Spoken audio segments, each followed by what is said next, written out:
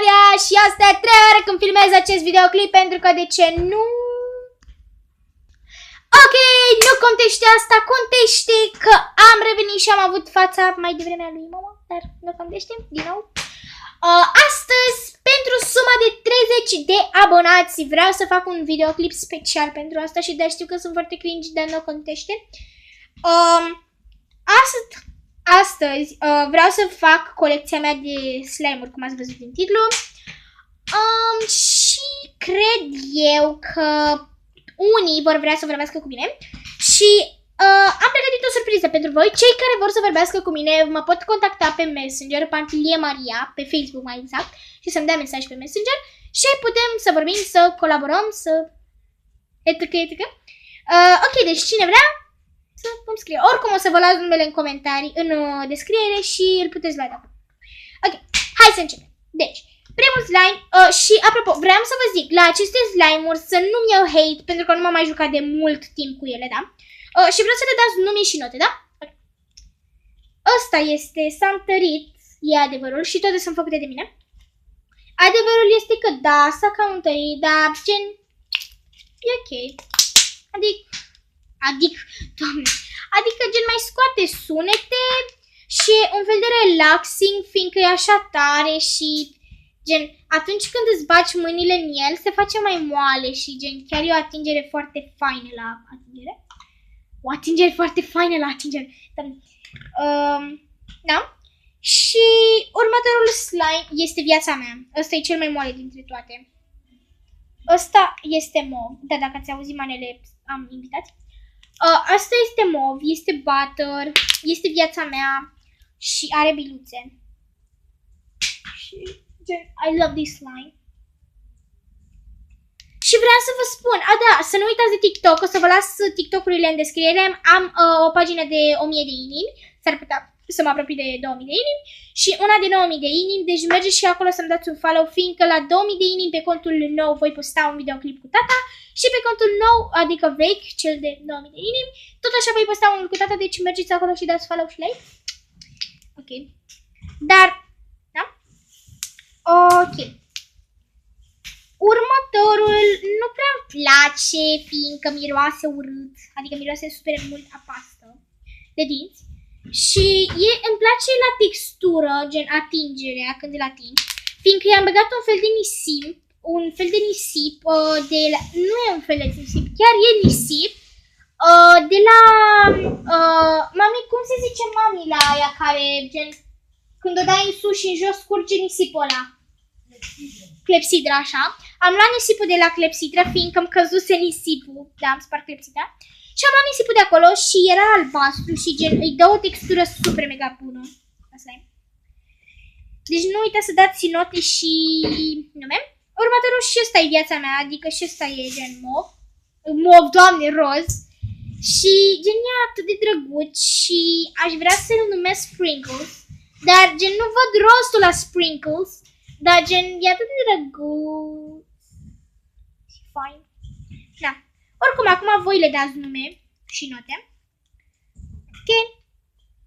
Următorul slime este unul albastru. La acesta chiar nu m-am putut abține și am dat numele Norișor, fiindcă este atât de pufos, albastru și... I so very good. Da? Okay. Bun. Următorul este acesta roșu. Nu prea se vede roșu pe cameră.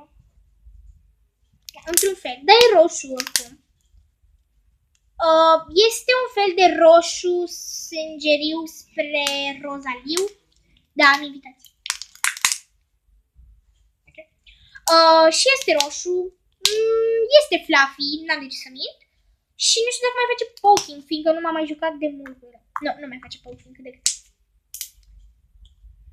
Ok, următorul este portocaliu.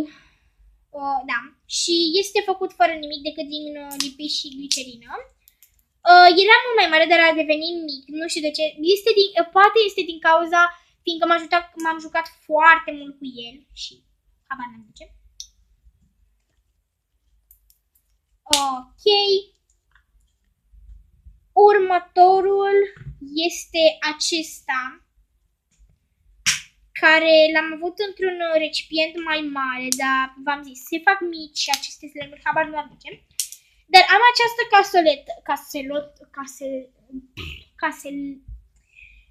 casoletă în care am pus slime-urile, gen sunt separate. Și gen asta mă ajută foarte mult pentru că gen sunt separate, dar pot să pun mai multe slime-uri în aceeași conservă, caserolă. În fine, cum vreți să o luați. Și este destul de pufos, face și zgomote. Nu știu dacă va mai face poking. Nu prea mai face. Următorul este un slime special făcut pentru o fată, Mickey Junior se numește acest slime, este perfect, adică I love. Și gen este perfect, adică se întinde, face zgomote, nu știu dacă mai face poking. Nu mai face, dar este perfect. Următorul este un clay combinat cu slime, nu este tare, dar l-am făcut așa. Da, acum nu se mai rupe, perfect.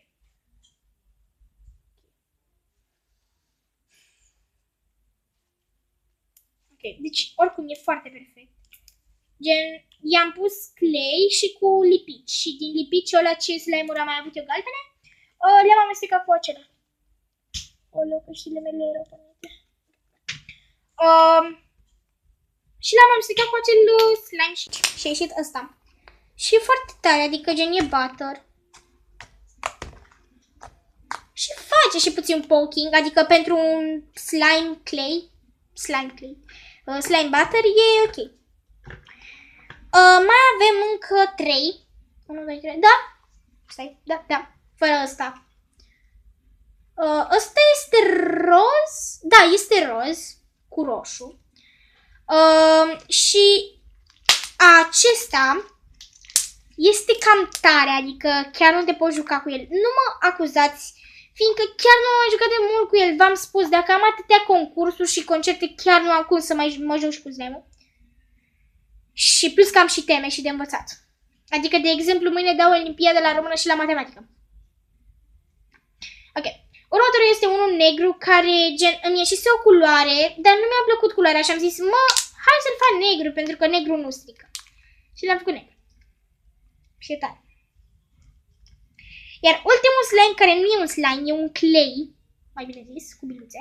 Bine, am pus eu biluțele. Este un clay cu biluțe pe care acesta este mov și este bat. Și este tare. Și m-am gândit, hai să-l țin aici. Și în momentul în care un slime este lipicios, îi pun unde ăsta și plus că va deveni și butter și frumos și și o să aibă și o textură bună și biluțe. Și da. Deci cam astea au fost slime-urile din casoletă, cum vreți să o luați. Aici am 13 slime-uri, iar în această caserolă mai este un slime, este al 14-lea slime. Este cel mai mare dintre toate slime-urile de până acum, de pe perioada aceasta.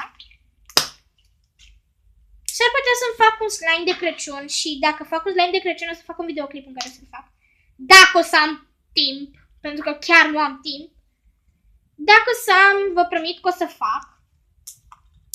Dar nu promit nimic, că gen, da, fac. Dacă o să am timp. Ok, acum am mânjat puțin cu el. Gen, l-am pus pe colțul de la masă și... Da, deci e foarte mare ăsta. Ăsta este cel mai tare slime și îl vedeți și voi, adică cum îl apuc eu. I love my life.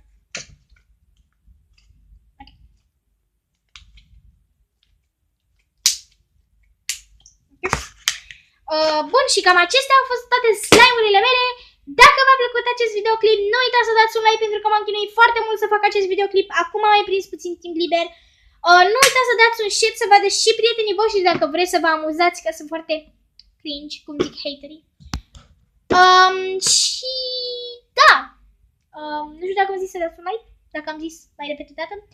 O abonare, un share, eu am fost Maria, vă pup, pa!